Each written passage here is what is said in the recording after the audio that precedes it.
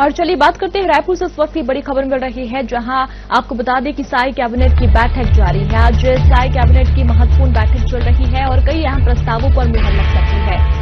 और मुख्यमंत्री विष्णुदेव साई की अध्यक्षता में कैबिनेट की बैठक चल रही है। बैठक में कई अहम प्रस्तावों पर मुहर लग सकती है। गर्मी में पानी की उपलब्धता पर कैबिनेट में चर्चा हो सकती है और पीएम आवास योजना को लेकर भी बैठक में चर्चा हो सकती है। तो साई कैबिनेट की बैठक चल रही है, कई अहम प्रस्तावों पर मुहर लग सकती है। रायपुर से बड़ी खबर, जहां साई कैबिनेट की महत्वपूर्ण बैठक चल रही है और मुख्यमंत्री विष्णुदेव साई की अध्यक्षता में कैबिनेट की बैठक चल रही है। कई अहम प्रस्तावों पर इस कैबिनेट में मुहर लग सकती है। इसके अलावा पीएम आवास योजना को लेकर भी बैठक में चर्चा हो सकती है। और चलिए ज्यादा जानकारी के लिए फोन लाइन पर श्रीकांत येदू हमारे संवाददाता हमारे साथ जुड़े हुए हैं। श्रीकांत, साई कैबिनेट की बैठक चल रही है और जैसे कि कई ऐसे अहम प्रस्ताव है जिस पर अब मुहर लग सकती है, और दूसरी बड़ी चीज ये भी जानना चाहेंगे जिस प्रकार से लगातार यहां पर जो रणनीति बन रही है नक्सलियों को लेकर, क्या इस कैबिनेट में भी कोई अहम प्रस्ताव इसको लेकर या फिर कोई रणनीति बन सकती है, क्योंकि पिछली कई कैबिनेट में रणनीति बनी है।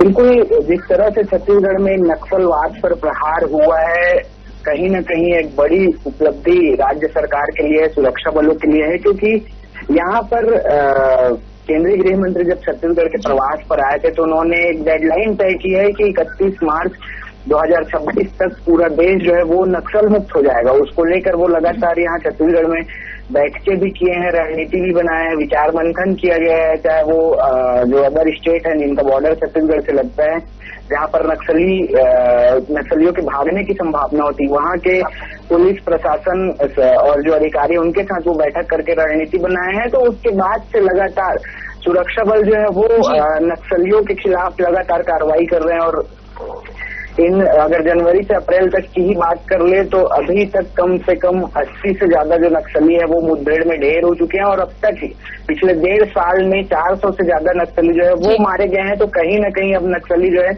वो बैकफुट पर आ रहे हैं, और अभी पिछले दिनों ही नई नक्सल नीति को जो है छत्तीसगढ़ में लागू किया गया है। तो उसके बाद आज ये पहली बैठक है कैबिनेट की, तो कहीं न कहीं नक्सल मोर्चे को लेकर कोई विशेष चर्चा जो है आज की इस बैठक में हो सकती है। कुछ बड़े ऐलान नक्सल मोर्चे पर राज्य सरकार कर सकती है, क्योंकि बीते दिनों 15 और 16 अप्रैल को ही मुख्यमंत्री विष्णुदेव साय जो है वो 2 दिवसीय बस्तर प्रवास पर गए थे। वहां उन्होंने जनप्रतिनिधियों के साथ चर्चा की, वरिष्ठ अधिकारियों के साथ चर्चा की, नक्सल मोर्चे पर जो जवान तैनात है, जो अधिकारी तैनात है, उनके साथ चर्चा की। तो कहीं न कहीं वो 2 दिन की चर्चा में कुछ रणनीति तय की गई होगी, और उसको आज कैबिनेट की बैठक में मूर्त रूप दिया जाएगा। उस पर चर्चा होगी कि किस तरह से आगे नक्सल मोर्चे पर छत्तीसगढ़ में काम किया जाएगा, ताकि जो डेडलाइन तय की गई है 31 मार्च 2026 उस तक नक्सलवाद जो है वो खत्म किया जा सके। जी बिल्कुल श्रीकांत, इसके अलावा ऐसे कौन से समसामयिक मुद्दे या जनता से हित से जुड़े हुए मुद्दे हो सकते हैं, प्रस्ताव हो सकते हैं जिसमें इस कैबिनेट की बैठक में मुहर लग सकती है? दूसरी चीज ये भी जानना चाहेंगे, बैठक अभी जारी है? बिल्कुल, बैठक क्योंकि अभी शुरू हो चुकी है, और इसमें पीएम आवास को लेकर भी चर्चा हो सकती है। 9 स्वीकृत जो पीएम आवास के मकान है उनके क्रियान्वयन को लेकर चर्चा की जा सकती है। बीते दिनों हम देखे हैं लगातार प्रधानमंत्री आवास योजना को लेकर खुद मुख्यमंत्री विष्णुदेव साय जो है वो अधिकारियों के साथ चर्चा कर रहे थे, और पीएम आवास प्लस के लिए जो सर्वे महाअभियान की शुरुआत की गई है, तो कहीं न कहीं आज इस बैठक में प्रधानमंत्री आवास योजना के लिए चर्चा की जा सकती है कि किस तरह से आम लोगों को इसका लाभ दिया जा सकता है, और कितनी जल्दी जो पीएम आवास योजना स्वीकृत हुई है, लोगों को जो मकान मिलना है उसको कब तक टारगेट दिया जाएगा कि कब तक इसको बना के तैयार करना है। क्योंकि एक जो लक्ष्य लेकर छत्तीसगढ़ सरकार चल रही है कि छत्तीसगढ़ में ज्यादा से ज्यादा लोगों को पीएम आवास योजना का लाभ मिल सके, और बाकायदा केंद्र सरकार की ओर से भी छत्तीसगढ़ को कहीं न कहीं प्रधानमंत्री आवास योजना का जो लाभ है वो दिया जा रहा है। बड़ी मात्रा में प्रधानमंत्री आवास योजना की स्वीकृति केंद्र सरकार की ओर से की गई है, तो उसको लेकर चर्चा की जा सकती है। इसके अलावा एक महत्वपूर्ण मुद्दा जो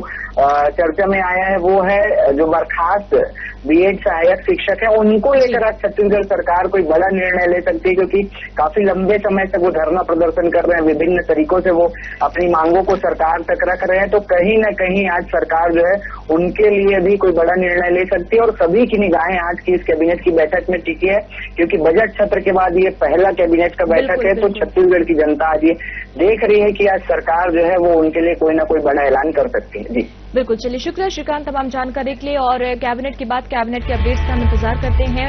और बता दें आपको कि साय कैबिनेट की बैठक जारी है, कई अहम प्रस्ताव है जिस पर मुहर लग सकती है। बैठक जो है वो शुरू हो चुकी है और उससे थोड़ी देर बाद डिसीजन जो है प्रस्तावों की जो महत्वपूर्ण जो प्रस्ताव वो मुहर लगी है उसकी जानकारी भी हमारे सामने।